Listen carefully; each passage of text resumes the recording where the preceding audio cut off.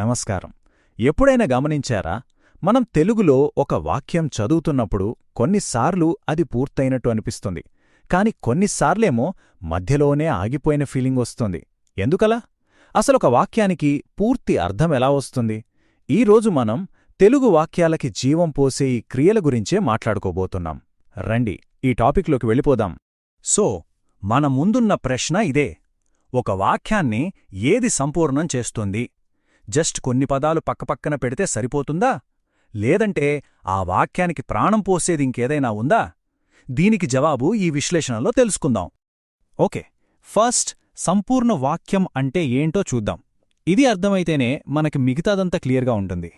సింపుల్గా చెప్పాలంటే సంపూర్ణ వాక్యమంటే వినగానే మనకు పూర్తి అర్థమొచ్చేయాలి. ఎలాంటి కన్ఫ్యూషన్ ఉండకూడదు. టెక్నికల్గా మాట్లాడితే దీనిలో సమాపక క్రియ అనేది ఉంటుంది. సమాపక క్రియ అంటే ఏంటి అంటే పని పూర్తయిపోయింది అని చెప్పే క్రియ అనమాట. జనరల్గా మనకు వాక్యంలో కర్త, కర్మ, క్రియ ఉంటాయి కదా. ఈ మూడింటితో పాటు ఆ క్రియ పనిని ముగించాలి. అప్పుడే ఆ వాక్యానికి ఒక కంప్లీట్నెస్ వస్తుంది. ఓసారి ఈ ఉదాహరణ చూడండి. రవి రఘుని కొట్టాడు. చాలా సింపుల్ వాక్యం. ఇది వినగానే ఏం జరిగిందో మనకు క్లియర్గా తెలిసిపోతుంది కదా. ఆ తర్వాత ఏమైంది అనే ప్రశ్న మన మెదడులో రాదు. యాక్షన్ కంప్లీట్ అయిపోయింది. ఇప్పుడు దీన్ని బ్రేక్ చేసి చూద్దాం. ఎవరు కొట్టారు? రవి. సో రవి కర్త. ఎవరిని కొట్టారు? రఘుని. కాబట్టి అది కర్మ. ఇక చివరగా కొట్టాడు. ఇదే ఇక్కడ అసలైన హీరో. ఈ కొట్టాడు అనే క్రియ ఆ పని అయిపోయింది అని చెప్పేస్తోంది. వాక్యానికి ఒక ఫుల్ స్టాప్ పెడుతోంది. అందుకే ఇది ఒక సంపూర్ణ వాక్యం. సరే, ఇంకో ఎగ్జాంపుల్ చూద్దాం. సీత పుస్తకాన్ని చదివింది. ఇక్కడ కూడా సేమ్. వాక్యం వినగానే మనకు మొత్తం విషయం అర్థమైపోతుంది. సీత చదవటం మొదలుపెట్టింది, ఇంక పూర్తి కూడా చేసేసింది. క్లియర్. దీన్ని కూడా విడదీస్తే సీత కర్త, పుస్తకాన్ని కర్మ, ఇక చదివిందనేది సమాపక క్రియ. ఇదే ఆ వాక్యానికి కంప్లీట్ మీనింగ్ ఇస్తోంది. ఆ పని అక్కడితో పూర్తయిందని చెబుతోంది. సో పాయింట్ ఏంటంటే ఆ చివరన వచ్చే క్రియే మొత్తం కథను డిసైడ్ చేస్తుంది. ఓకే, ఇప్పటిదాకా అంతా బానే ఉంది. సింపుల్గానే అనిపిస్తోంది గదా. అయితే ఇప్పుడు అసలు ట్విస్ట్ చూడబోతున్నాం. ఒక్క చిన్న మార్పు, క్రియలో ఒకే ఒక్క చిన్న మార్పు వాక్యం అర్థాన్నే ఎలా తలకిందులు చేస్తుందో చూద్దాం రండి. ఇక్కడ స్క్రీన్ మీద చూడండి. ఈ తేడా మీకు చాలా స్పష్టంగా కనిపిస్తోంది. లెఫ్ట్ సైడ్ చూడండి. సీతా పుస్తకాన్ని చదివింది. పర్ఫెక్ట్, ఒక పూర్తి వాక్యం. కాని రైట్ సైడ్ చూడండి. సీతా పుస్తకాన్ని చదివి ఆగిపోయింది. గమనించారా? కర్త అదే, కర్మ అదే. కేవలం ఆ క్రియారూపం చదివింది కాస్త చదివీగా మారింది అంతే. చదివి అని అనగానే మనకేమనిపిస్తుంది? ఆ తర్వాత చదివి ఏం చేసింది అనే ప్రశ్న అలా మిగిలిపోతుంది. ఇంకో ఉదాహరణ చూస్తే ఇంకా బాగా అర్థమవుతుంది. గురువు విద్యార్థులకు బోధించారు. ఇది ఒక కంప్లీట్ యాక్షన్. అంతా అయిపోయింది. కాని గురువు విద్యార్థులకు బోధించి అంటే మళ్ళీ అదే ప్రశ్న. బోధించి ఏం చేశారు? నెక్స్ట్ ఏంటి? ఆ వాక్యానికి ఒక క్లోజర్ అనేది లేదు.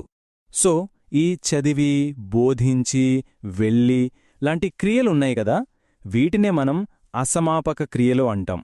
అంటే ఇవి వాక్యాన్ని పూర్తి చెయ్యవనమాట. ఇవి ఏం చెప్తాయంటే ఒక పని అయింది, కాని కథ ఇంకా ముగియలేదు, దీని తర్వాత ఇంకేదో ఉంది అని హింట్ ఇస్తాయి. సొంతంగా ఇవి వాక్యాన్ని పూర్తి చెయ్యలేవు. వీటికి ఇంకో క్రియ తోడు కావాలి. మరి వీటన్నిటి ఉపయోగమేంటి? వాక్యాలను సగంలో వదిలేయడానికా? అస్సలు కాదు. నిజానికి వాక్యాలను నిర్మించడంలో వీటికి చాలా ఇంట్రెస్టింగ్ రోలుంది. అదేంటో ఇప్పుడు చూద్దాం. ఈ అసమాపక క్రియల అసలు పవరేంటంటే ఇవి రెండు వేర్వేరు పనుల్ని, రెండు వాక్యాల్ని ఒకే వాక్యంలో అందంగా కలుపుతాయి. ఉదాహరణకి, నేను పుస్తకం చదివి, ఇది అసంపూర్ణంగదా. దీనికి మనం సినిమాకు వెళ్ళాను అనేదాన్ని జోడిద్దాం. ఇప్పుడు ఆ చదివి అనే అసమాపక క్రియ ఈ రెండింటినీ కలుపుతుంది. మొత్తం వాక్యమేమైంది? నేను పుస్తకం చదివి సినిమాకు వెళ్ళాను. చూశారా ఎంత సింపుల్గా రెండు వాక్యాలు ఒక పెద్ద అర్థవంతమైన వాక్యంగా మారాయో? సో ఇవి వాక్యాలను విడదీయవు, కలుపుతాయి, బ్రిడ్జిలాగా పనిచేస్తాయన్నమాట. ఓకే, మనం ఆల్మోస్ట్ చివరికి వచ్చేశాం. సో ఇప్పుడిదాకా మనం నేర్చుకున్న దానిలోంచి ముఖ్యమైన పాయింట్స్ ఏంటో ఒకసారి క్విక్గా చూసేద్దాం. గుర్తుపెట్టుకోవలసినవి మూడు విషయాలు. ఒకటి, సమాపక క్రియ. ఇది ఉంటేనే వాక్యం కంప్లీట్ అవుతుంది, అంటే యాక్షన్ ఫినిష్డ్. 2, అసమాపక క్రియ. ఇది ఉంటే వాక్యం ఇన్కంప్లీట్, అంటే ఒక యాక్షన్ తర్వాత ఇంకో యాక్షన్ రాబోతోందనే అర్థం. ఇక మూడోది చాలా ముఖ్యమైనది. ఈ అసమాపక క్రియలు చిన్న వాక్యాలను కలపడానికి ఉపయోగపడతాయి. పెద్ద పెద్ద కాంప్లెక్స్ సెంటెన్సులు తయారు చేయడానికి ఇవే మన టూల్స్ అన్నమాట. సో నెక్స్ట్ టైం ఎవరైనా ఏదైనా రాసినప్పుడు లేదా మాట్లాడినప్పుడు గమనించండి, వాళ్ళు వాడుతున్న క్రియలు కథను ముగిస్తున్నాయా లేక దాన్ని ఇంకా ముందుకు తీసుకెళ్తున్నాయా.